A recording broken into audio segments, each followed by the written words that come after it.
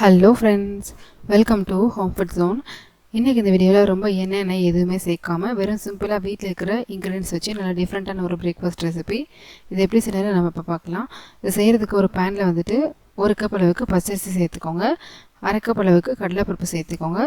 எந்த கப்பில் நீங்கள் அரிசி எடுக்கிறீங்களோ அதே கப்பில் மற்றது எல்லாமே அளந்துக்கலாம்.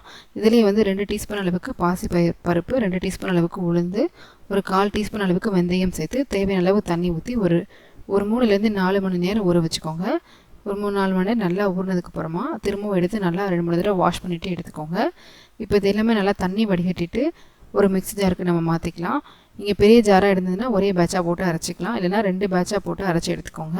இப்போ நான் பெரிய மிக்ஸி ஜாராக இருக்கிறனால ஒரே பேட்சாக போட்டு அரைச்சி எடுத்துக்கிறேன்.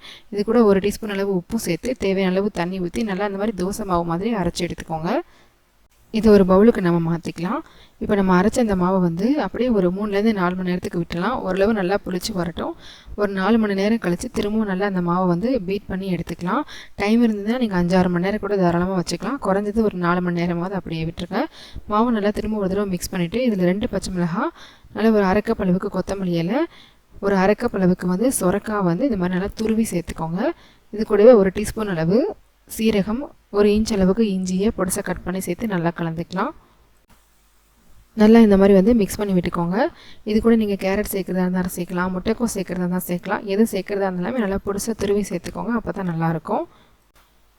எக்ஸ்ட்ரா தண்ணி எதுவுமே சேர்க்க வேண்டாம். இதிலே நம்ம நல்லா கலந்து எடுத்துக்கலாம். நல்லா இந்த மாதிரி பீட் பண்ணி எடுத்துக்கோங்க. உப்பு சரியாக இருக்கான்னு செக் பண்ணிக்கோங்க. எக்ஸ்ட்ரா தேவைப்படுதுன்னா இந்த ஸ்டேஜில் போட்டுக்கலாம்.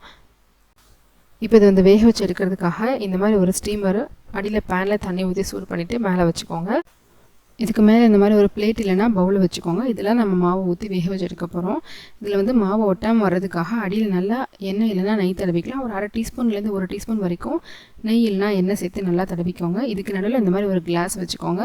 சுற்றிலும் இந்த மாதிரி நம்ம அரைச்சி கொத்தமல்லி, காய்கறிலாம் சேர்த்து நம்ம கலந்து எடுத்து வச்சுருக்கிற மாவை இதை சுற்றிலும் நம்ம ஊற்றிக்கலாம்.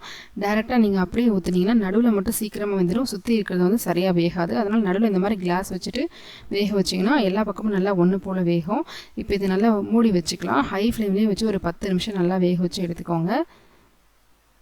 இப்போ இதை நம்ம வெளியில் எடுத்துடலாம். மேலே இந்த மாதிரி தொட்டு பார்த்தீங்கன்னா உங்களுக்கு ஒட்டாமல் வரணும். அப்படி ஒட்டாமல் வந்ததுன்னா நீங்கள் எடுத்துடலாம். தேவைப்படுதுன்னா எக்ஸ்ட்ரா ஒரு 2-3 நிமிஷம் கூட டைம் கொடுத்து வேக வச்சு எடுத்துக்கோங்க. இப்போ பிளேட்லேருந்து லேசாக தட்டினாலே உங்களுக்கு ஈஸியாக எடுக்கிறதுக்கு வரும். இந்த மாதிரி கட் பண்ணி நீங்கள் சர்வ் பண்ணலாம். ரொம்ப ரொம்ப நல்லாயிருக்கும். சிம்பிளாக டிஃப்ரெண்ட்டாக ஈஸியாக ஏதாவது ட்ரை பண்ணி பார்க்கணும்னு நினச்சிங்கன்னா நீங்கள் தாராளமாக அதை ட்ரை பண்ணி பார்க்கலாம். சின்ன சின்ன கப்பில் கூட ஊற்றி நீங்கள் வேக வச்சுக்கலாம். உங்களுக்கு பிடிச்ச சட்னியோடு சேர்த்து நீங்கள் சர்வ் பண்ணலாம். ரொம்ப நல்லாயிருக்கும்.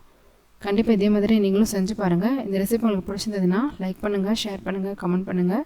கண்டிப்பாக ஹோம் ஃபுட் ஜோனுக்கு சப்ஸ்கிரைப் பண்ண மறக்காதீங்க. நாளைக்கு இதே மாதிரி நல்ல ரெசிபியோட உங்களை மீட் பண்ணுறேன். அது வரைக்கும் பாய்.